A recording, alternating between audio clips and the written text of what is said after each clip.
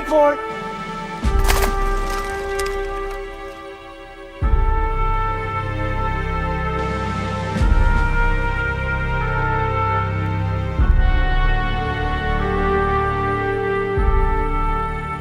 Corporal Atwell died on the field of honor, sir. Private Haynes, Private Jefferson, Private McDowell, Private Stannard died on the field of honor, sir.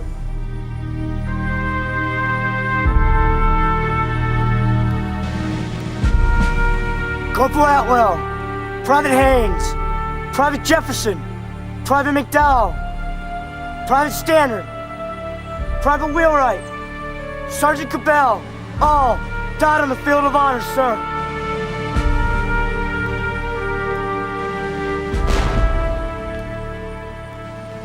American culture after 1860 was dominated by two vast images apart from that of nature. One was the Civil War, the other the machine, and both were deeply linked. The Civil War was the world's first great modern war, total and fought at the limits of an expanding technology of railroads, breech-loaders, repeating guns, and ironclads. It seemed to run of its own accord, a thing with its own will, swallowing the men in blue and grey as a furnace swallows coal. In the end, it killed more than 600,000 young men. It was America's Iliad. It was America's Holocaust. And it changed the country forever.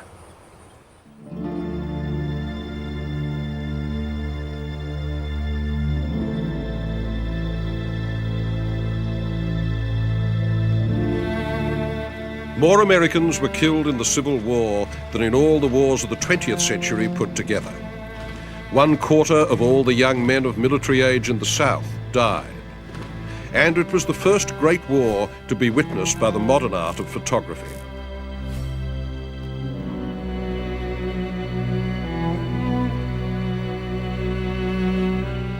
The work of Matthew Brady and other photographers changed people's idea of war, as television would a century later during Vietnam.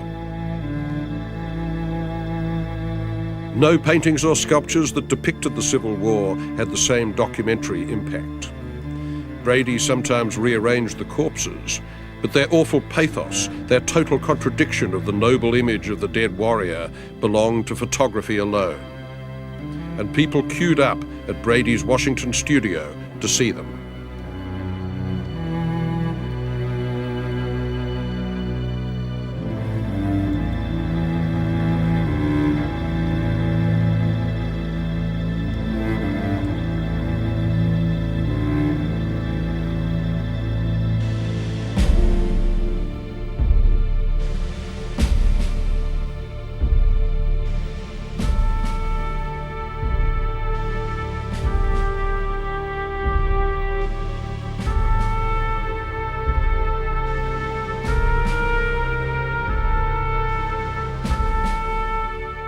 The monuments came later. The finest of them was finished 32 years after the South surrendered. It stands on Boston Common, and it commemorates Robert Shaw, commander of the Union's 54th Regiment of the Massachusetts Infantry, whose rank and file were all black volunteers, some of them former slaves. They were killed almost to the last man and buried in a mass grave after an assault on a fort in South Carolina.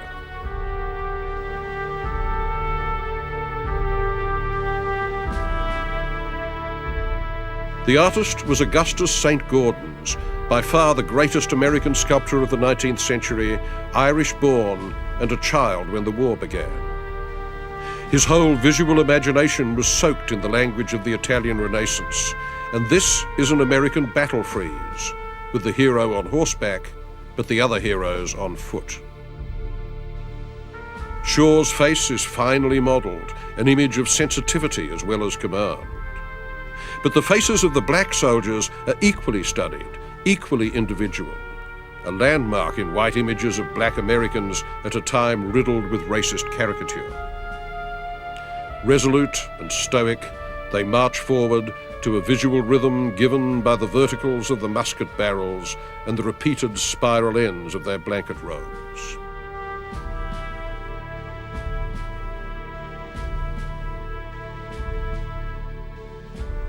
This has to be the most intensely felt image of military commemoration made by an American.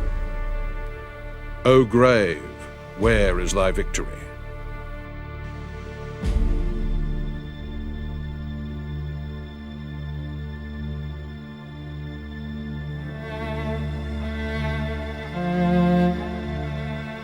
The war's victims were not only the soldiers, but the whole citizenry, their lands and houses.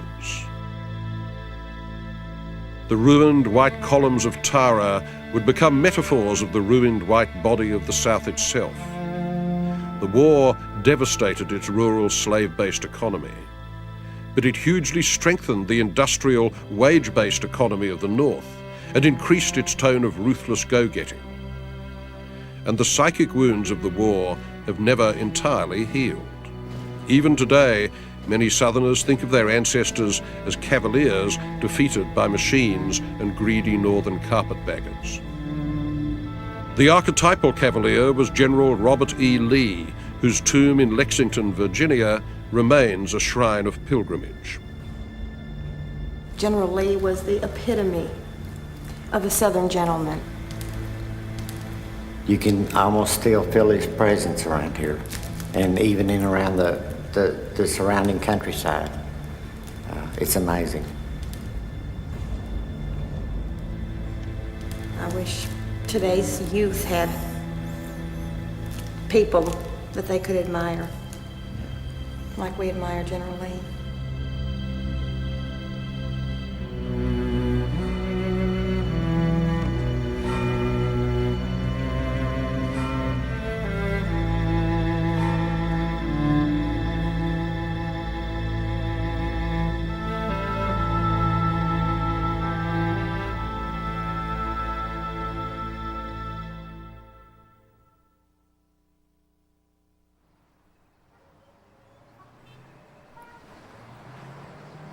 The northern version is given by another of St. Gordon's monuments, the statue of William Tecumseh Sherman on horseback at the edge of Central Park in New York.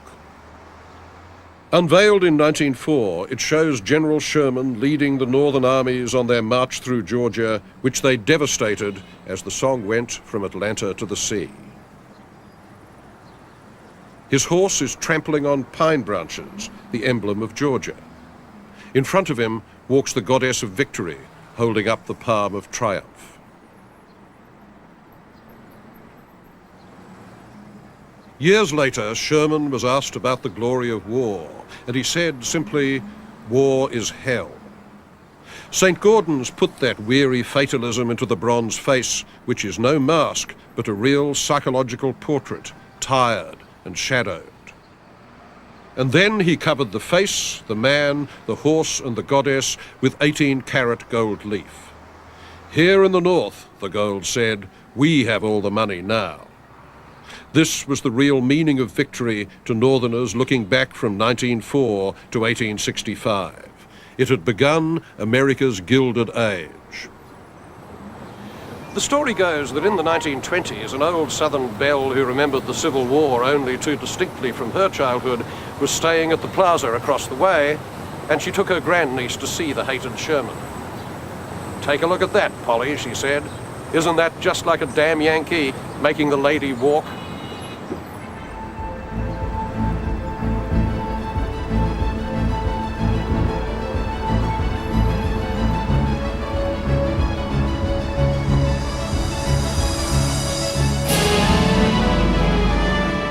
It was also an age of iron.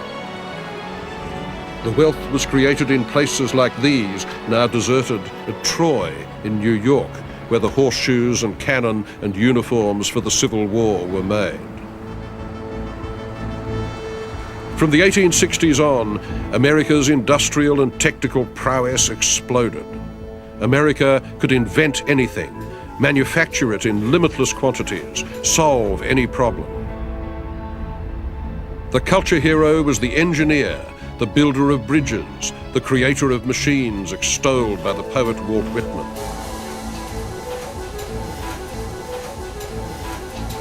America's artists had to define themselves against the central myth of industrial culture, whether they liked it or not.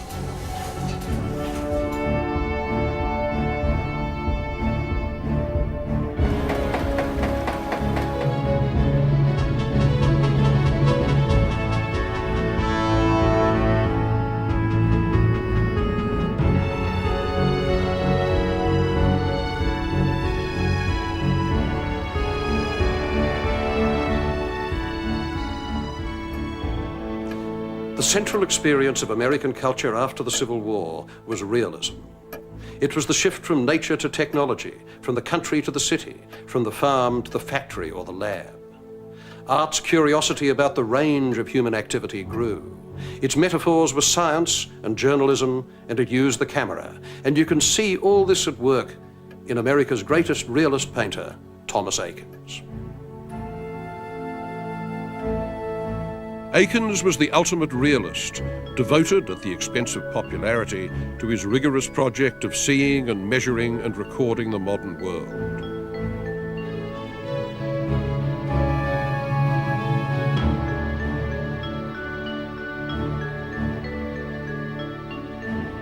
He wanted to be objective, as declarative as a camera.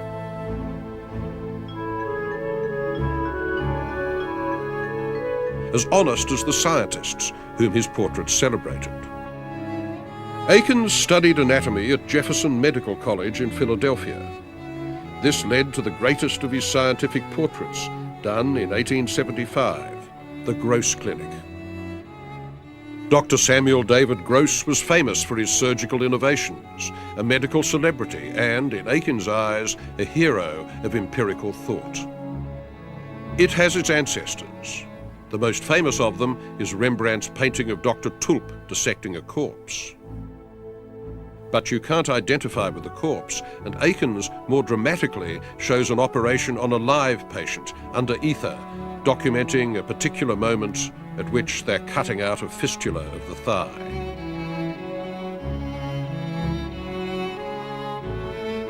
The incision, brightly lit, is one focus of the picture. The hands converge on it, the instruments, the gazes of the assistant surgeons, and even, in a brilliant touch, the parting of that surgeon's hair. The other focus is Dr. Gross himself, with his head like Beethoven and shiny blood on his hand.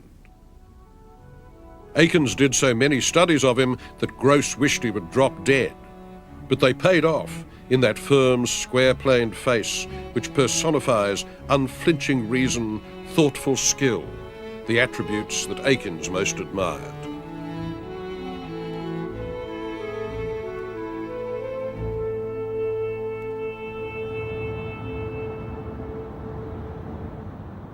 Eakins worked in Philadelphia all his life, bringing to his own country the teaching methods he had learnt as a student in Paris.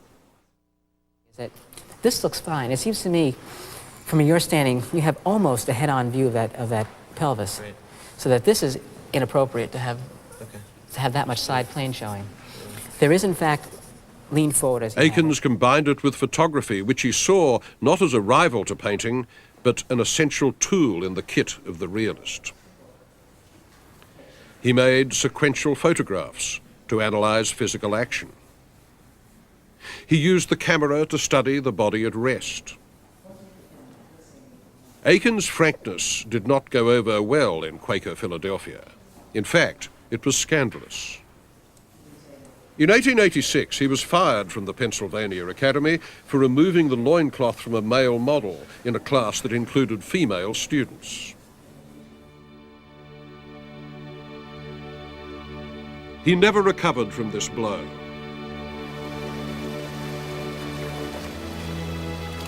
But he kept right on painting his great Greek theme, the vigorous body exactly seen and placed in real space.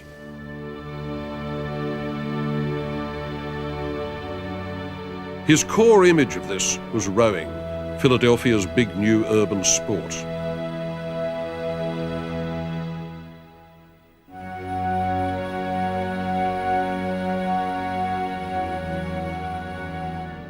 Schuylkill River runs through the city and its banks are still dotted with rowing clubs.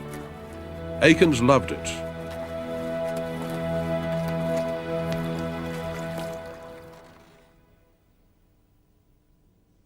Here he is in early September 1874 in his own painting. That's him in the scull in the background, rowing away.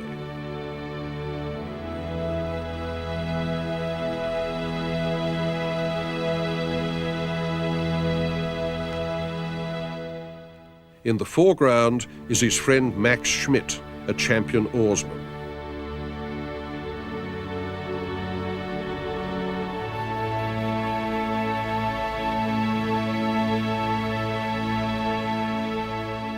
Everything in the scene, down to the railroad bridges and the timekeepers in their red skiff far away, has been meticulously studied in advance, recreated in the studio from drawings and models.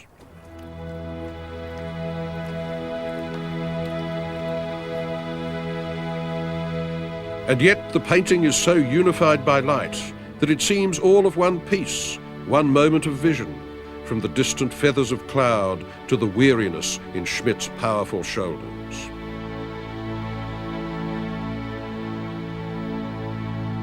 Serious, positive, democratic, and filled with a sense of progress. That was America for Aikens. It was how many Americans saw their country. Its symbol had been Abraham Lincoln. But, as it turned out, there had also been more sinister figures in the America that Lincoln personified. And one of them was an actor who, in a quite literal way, played his last scene in this theatre. The night before his climactic performance, a friend advised him to quit acting. "When I leave the stage," he replied, "I will be the most famous man in America." And he became the first in a line of American celebrity assassins. For on the night of the 14th of April, 1865, John Wilkes Booth entered Box 7 of Ford's Theatre in Washington and fired one shot from a .44 caliber Derringer into the back of the skull of Abraham Lincoln.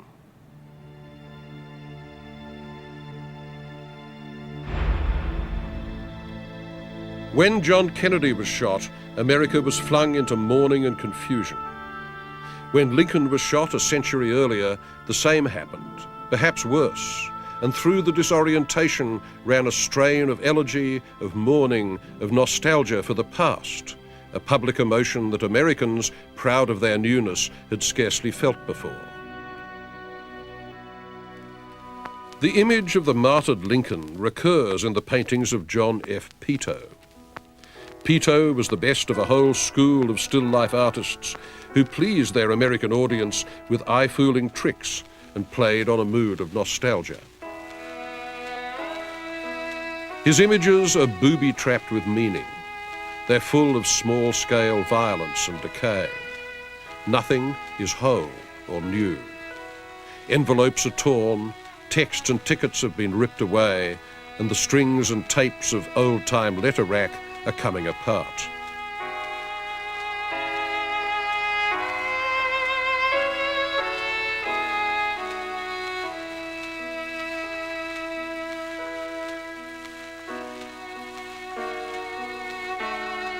An old rusty Bowie knife that might have come from a Civil War battlefield hangs over a torn photo of Lincoln like the sword of Damocles. It is hiding, or cutting off, the word head on the card below it, which originally read head of the house.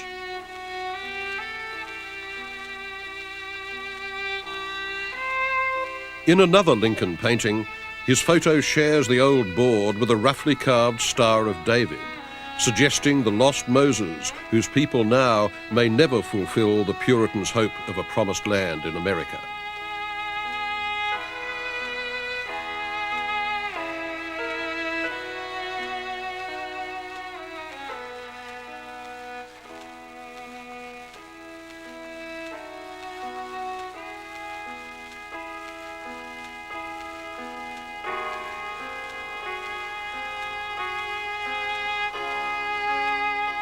In 1865, the year the war ended and Lincoln was killed, Winslow Homer painted this picture, A Veteran in a New Field.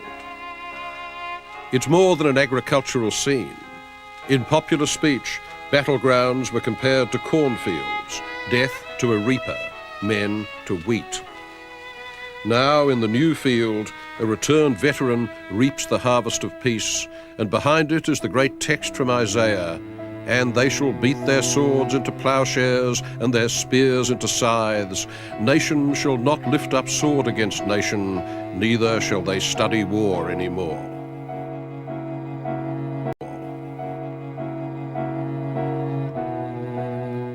Homer covered the war as an illustrator. After it, he became a recorder of the innocence America is always thought to be losing. A new generation of Huckleberry Finns learning to sail or playing snap the whip down on the farm. His evocation of collective childhood made him the most popular artist of his time.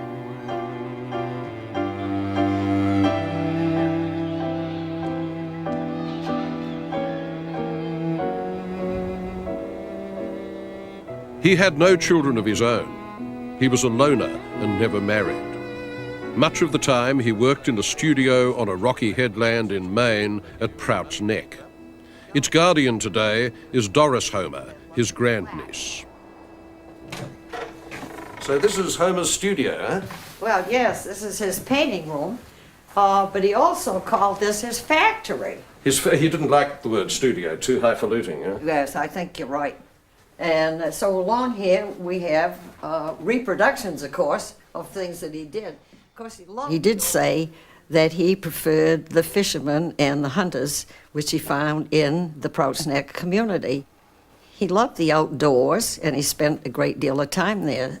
And it is said that he would get up at 3 or 3:30 in the morning with his fishing pole, and he put the balcony on this carriage house so that he could watch the ocean and study the rocks.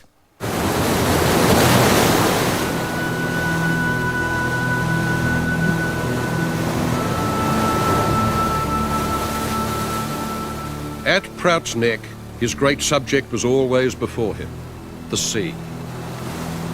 It is a field of primal encounter. Homer insists that you are always alone before it, which you are.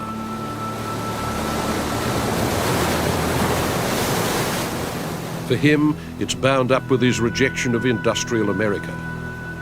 The machine enslaves the men who serve it. Only in the woods or on the ocean or on its rocks are we truly free, truly American. He understood the structure of waves, currents, surges, loops of foam, the sheer power of the water breaking over Cannon Rock, its relentlessness and its strange, fickle, yet maternal beauty.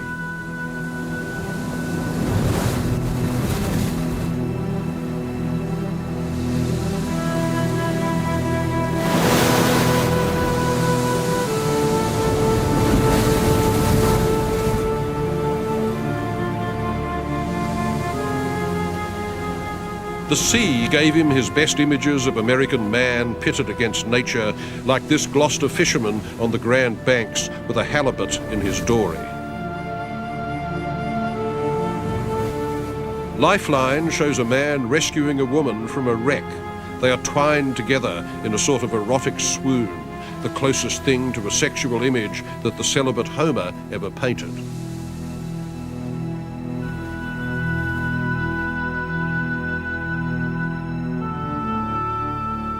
The black sailor in Gulf Stream, adrift and dismasted as sharks patrol and a tornado approaches, may be the deepest image of the final loneliness of man and the inevitability of his death, produced by an American artist in the 19th century.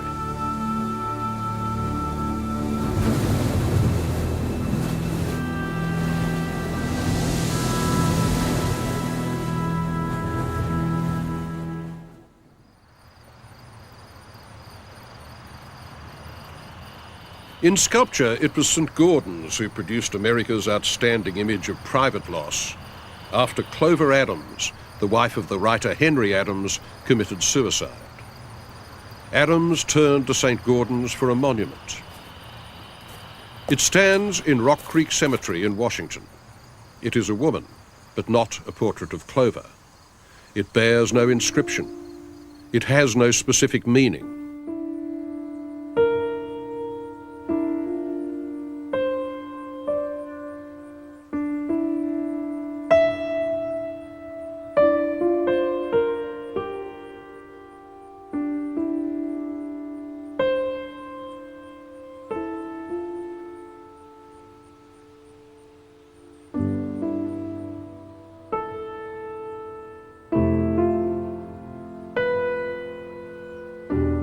Adams himself said that the interest of the figure was not in its meaning, but the response of the observer, a remarkably modern insight. Like all great artists, he added, St. Gaudens held up the mirror and no more. But America's public culture wasn't introspective. It was bursting with self-confident belief in the myth of the good machine, celebrated in the 1876 Centenary Exposition in Philadelphia. Tireless genii, immense robotic slaves, working day and night to make America better and fill it with products. American cities might be purgatories for the working class, but American know-how created a belief in the technological sublime, the feeling that the hand of man could rival the hand of God in reordering the world.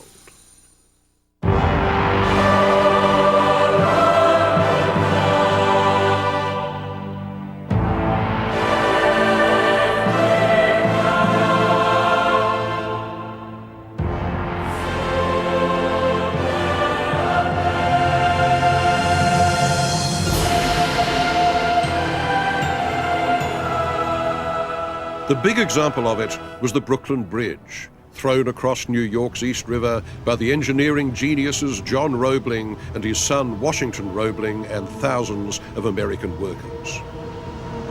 They finished it in 1883, and it soon became as great an emblem of optimism and power for Americans as the Eiffel Tower in Paris, which was finished 6 years later, did for the French, except that it was horizontal and not vertical, and useful, not just ornamental. When later modernists said that the poetry of America was in her bridges, this is what they meant.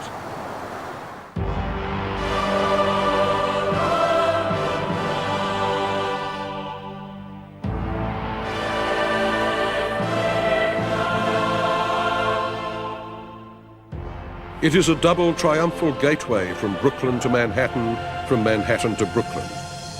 Linking them, it is a powerful symbol of the unity Americans desired. It is a marvelous demonstration of materials, the solid compression resistance of stone, the old stuff of building, and the fine, spidery, tensile strength of the newer material, steel. Because it was one of the first things seen by immigrants arriving in New York, it became a prime symbol of what America was and what it could do. This is the work of two engineers who were committed to the contribution that their work could make to the way of life of the city. John A. Roebling's original proposal, he said the bridge will be both a great work of engineering and a great work of art. There's no difference, there's no conflict between great art and great engineering. And there was this sense that if you could pick it up and turn it over, stamped right on the bottom, would be made in the USA. And that was very important to people because it was such a new country and filled with so many people who were new Americans. The world was changing dramatically because of these newfound powers of science and technology, powers hitherto conferred only unto the gods. And you have the sense of this rising, towering, new concept of an urban structure. The bridge represents the beginning of the vertical city. The technology of the Brooklyn Bridge was prophetic because so many other American buildings, offices, stores, warehouses, were developing an idiom of iron and steel framing, which led to the modern skyscraper. The iron frame building was light. It freed you from dependence on masonry. It came to dominate American cities. But its success depended on another invention, the brainchild of Elisha Otis. If you built your building as a steel frame, you could send it up as many floors as you wanted. No problem. The problem was for the corpulent businessman of New York or Chicago who had to get up to his place of work. And nobody wanted to climb 6 floors, let alone 20.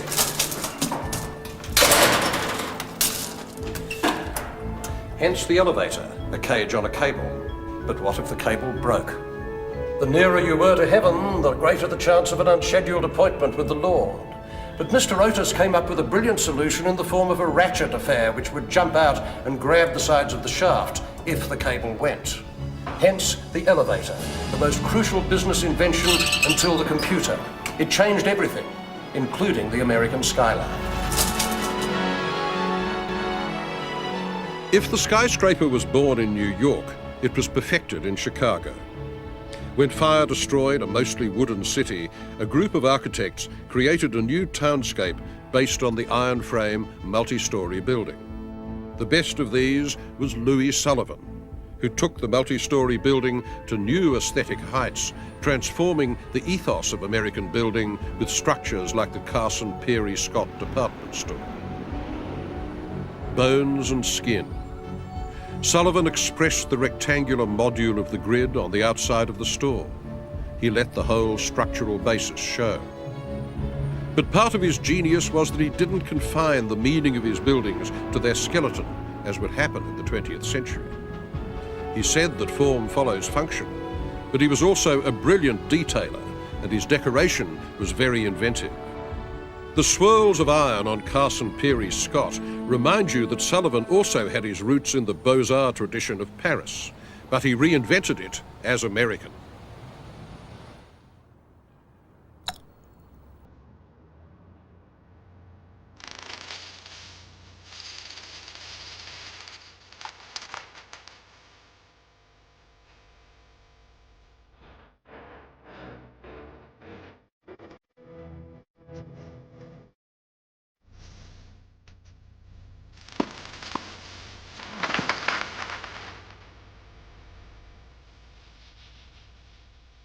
Meanwhile, other architects were using the Beaux-Arts style to create structures of almost incredible congested opulence and excess, an architecture of privilege for the new barons of the industrial north. William Vanderbilt, railroads. J.P. Morgan, trusts. Andrew Carnegie and Henry Clay Frick, steel. The Astors, the Goulds. They built dream palaces for themselves along Fifth Avenue and on the shore of Newport, Rhode Island, their summer retreat. They called them cottages, vast eclectic affairs that seemed ridiculous to satirists even then. This was the time when Americans finally lost their Puritan inhibitions about the display of surplus wealth against a background of strikes, lockouts, political corruption, and virtual class war. It was the Gilded Age. The super-rich lived tax-free and could spend limitless amounts to cover their untidy social origins.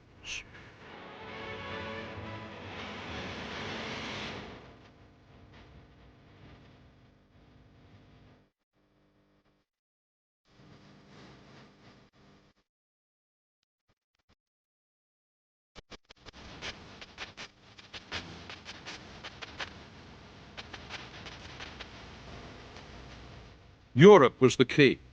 They married their daughters off to impoverished European aristocrats. They collected European art.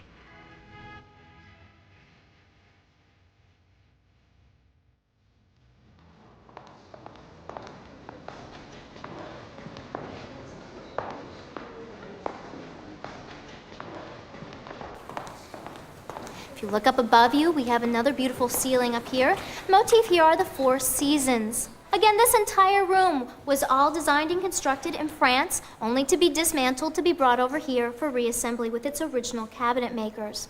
This is my favorite room. I just love the colors and the textures here in this room, and I love to imagine running in and flopping on the sofa after a hard day. Ordinary folk try to imagine how the rich live, but more to the point, so do the rich, especially in America, and they do it all the time. Let's say your name is Vanderbilt and you own half the country. It's easy to say to someone, my good man, I own half America. But the real test is whether you can behave like someone who does. And for this, a rich man needs help. Real American wealth in the 1880s is still pretty much uncharted territory, like the Rockies in the 1780s. Suppose you wake up one morning with an idea and you say to yourself, by God, I shall have a cottage by the sea, and in that cottage there will be a dining room with a ceiling 45 feet high and the walls sheathed in rose alabaster the colour of rare steak. You still may get it wrong because your next-door neighbours who own the other half of America may have just finished panelling their dining room in marble the colour of poached fish. So you must get an architect to fantasize on your behalf, secure in the knowledge that because he is working for practically everybody else in your class, he won't get his symbols crossed. He will maintain a seamless etiquette of shared ostentation, with variance, as here.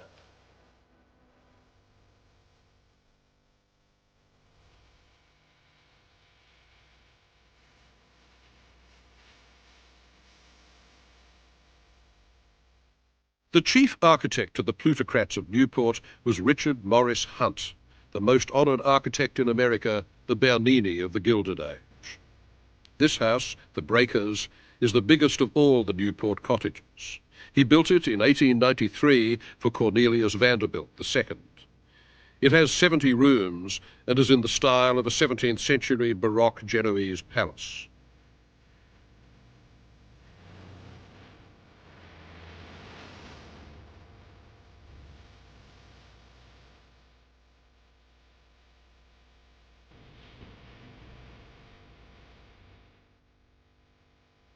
People spoke of an American Renaissance, and there was, not least because America was buying the Renaissance.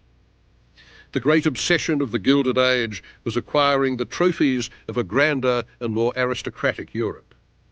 If your family tree was a bit stubby or twisted, try that of the Medici. By collecting, you showed and reinforced your cultural confidence. It was J.P. Morgan whose name stuck to this process of wholesale collecting, Morganism. His library in New York was a treasure house of manuscripts, paintings, sculpture, drawings, enamels, jewellery, books. In the 1880s and 1890s, enormous art collections began to pile up in New York, Boston, Chicago, and today no one can study the Italian Renaissance without going to America. Art collecting, moreover, was a field that rich women could enter as easily as rich men. Right through to the creation of the Museum of Modern Art, American women would have an immense effect on the formation of American museums. Mrs. Havemeyer, Mary Cassatt, Gertrude Vanderbilt Whitney. The first of these lionesses built this patio, not indeed in Venice, where most of its parts came from, but in Boston. For 20 years, she alternately scandalized and delighted Boston society. She smoked cigarettes, she drank beer, she dressed flamboyantly, and she collected art on a large scale. She was known as Mrs. Jack, or to give her her proper moniker, Isabella Stewart Gardner.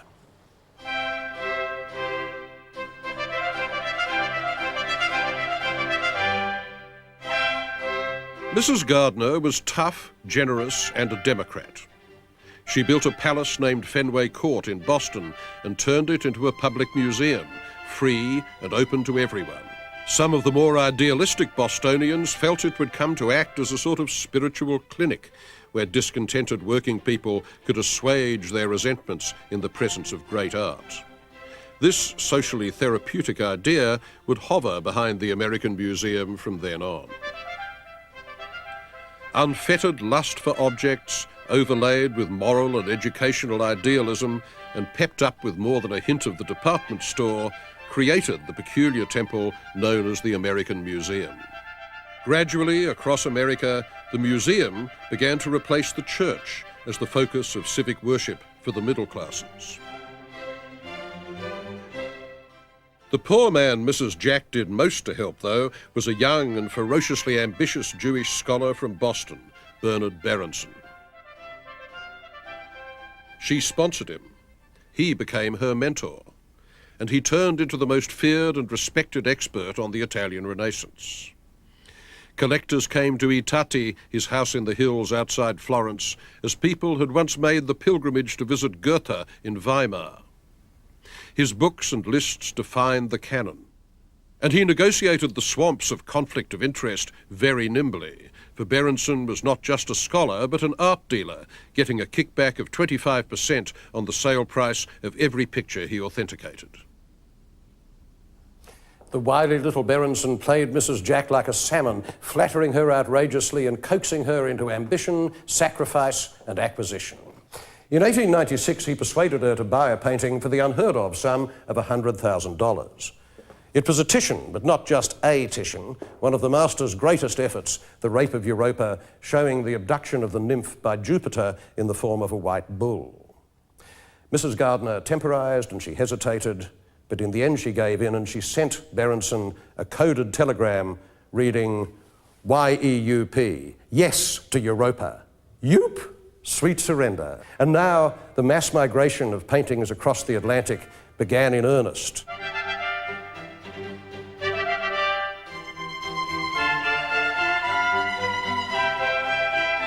But buying art was only one credential. In any age, the great and the good want to be remembered by portraiture, and the new Van Dyck of the Gilded Age was the man who painted Mrs. Jack herself, overcoming her cosmetic problem of a hair lip by portraying her as an exotic Eastern goddess with a girdle of pearls.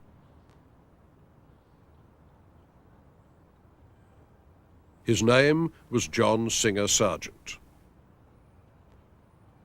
Here he is, in this room in Mrs. Jack's palazzo, painting the portrait of Mrs. Fisk Warren and her rather plain-looking daughter. Neither was at all plain when Sargent was through.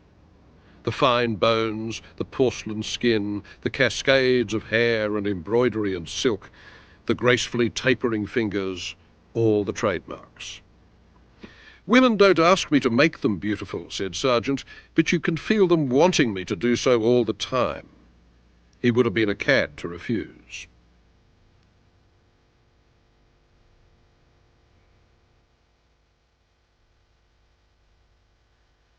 John Singer Sargent was the complete expatriate, at home everywhere and belonging nowhere, leading the ever-shifting and rootless existence praised by American writers like Nathaniel Hawthorne and Henry James. His real enthusiasms were work and social climbing.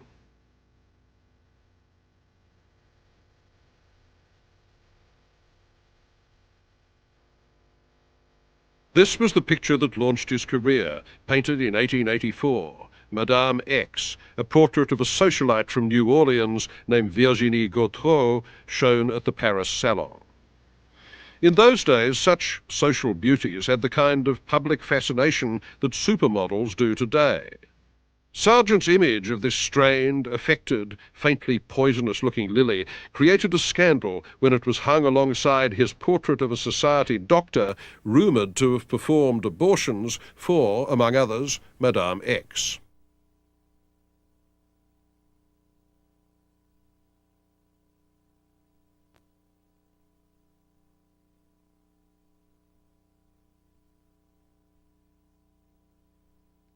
In his old age, Sargent would declare, "I hate to paint portraits. I hope never to paint another portrait in my life."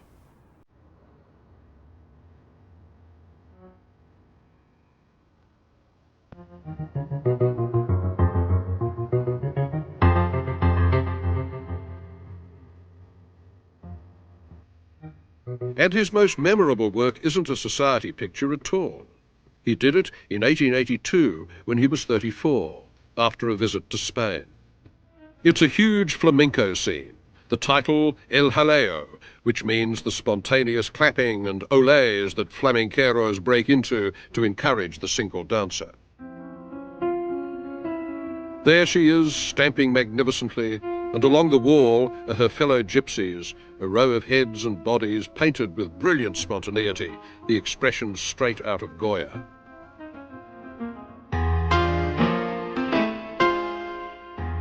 The Altamira caves, with their prehistoric bulls and handprints, had just been discovered when Sargent was in Spain, and here he's quoted them in the graffiti on the tavern wall.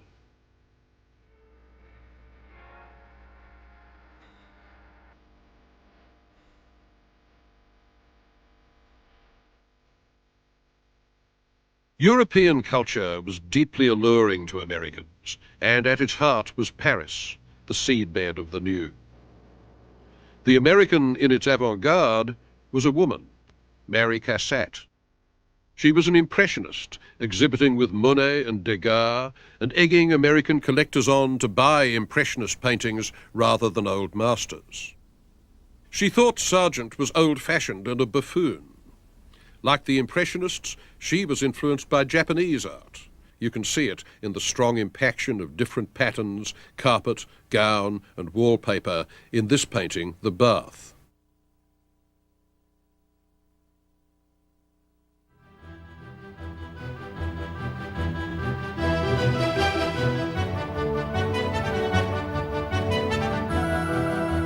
The most famous of the American expatriates on the European scene was the iron butterfly from Lowell, Massachusetts, James Abbott McNeill Whistler. Whistler left New England when he was 21, and he never returned. For the next half-century, he delighted and maddened the art publics of London and Paris with his virtuosity, his wit, and his skill at what he called the gentle art of making enemies. The painting that made his name was this one, The White Girl, a portrait of his Irish lover, Joe Heffernan, first shown in Paris in 1863. It caused more of a fuss than even Manet's Lunch on the Grass, which was in the same show. The public and the critics expected it to tell a story. Was this a deflowered bride after her wedding night? An innocent virgin? What? Whistler's title didn't help.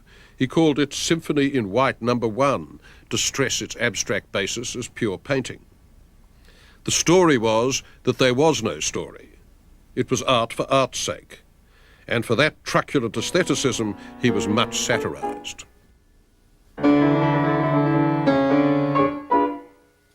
Am I alone and unobserved? I am.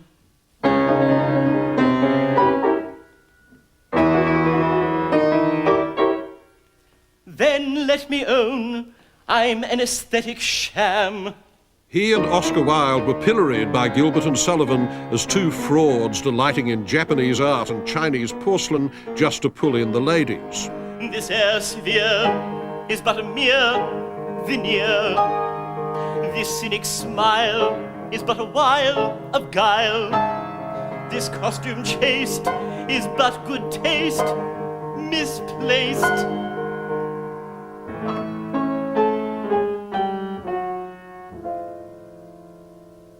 Let me confess, a languid love for lilies does not blight me.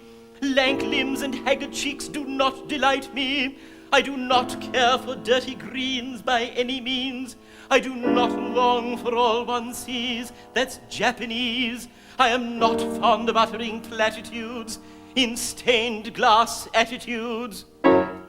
In short, my medievalism's affectation, born of a morbid love of admiration. But Whistler was in deadly earnest. The formal beauty of Oriental art, its indifference to narrative content, entranced him. It made the artist king in his own house. Decorative beauty, self-delighting, was the sign of independence. And this was his greatest sustained essay in the decorative, The Peacock Room, which he finished in 1877 for his first major patron, the English tycoon Frederick Leyland. Originally, it was meant as a display cabinet for Leyland's collection of blue and white porcelain, and its walls were panelled in antique Cordovan leather, supposedly salvaged from the wreck of the Spanish Armada. Well, Leyland went away, having entrusted the job to his architect and to Whistler, but when he came back, he discovered to his horror that Whistler had covered his precious leather with coats and coats of paint and gold leaf. The resulting quarrel between the angry patron and the touchy artist was to become a scandal and eventually a legend. 6 years before, in 1871, it had been Whistler's luck, bad or good, to produce one of the most famous paintings in all art history, the portrait of his mother, entitled Arrangements in Grey and Black, No. 1.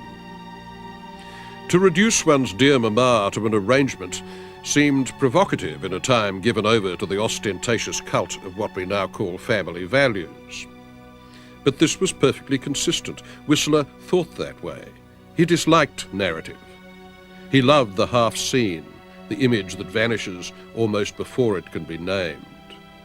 His nocturnes of the Thames, where the last traces of forms are always on the point of vanishing in the blue darkness, look forward in their indeterminacy to Monet's water lilies at Giverny.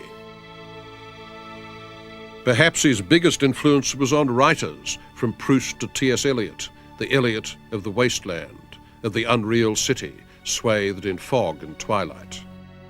And it was a writer who ruined Whistler's life. In 1877, the great critic John Ruskin, old and getting mad by then, accused Whistler of flinging a pot of paint in the public's face. Instead of ignoring it, Whistler sued for libel. It is rarely wise to sue a critic. Whistler won exactly a farthing in damages, and the cost of the trial bankrupted him. He lost his house, his collection of blue and white porcelain, everything. The painting was called Nocturne in Black and Gold, The Falling Rocket. That disputed firework might have been Whistler's own career.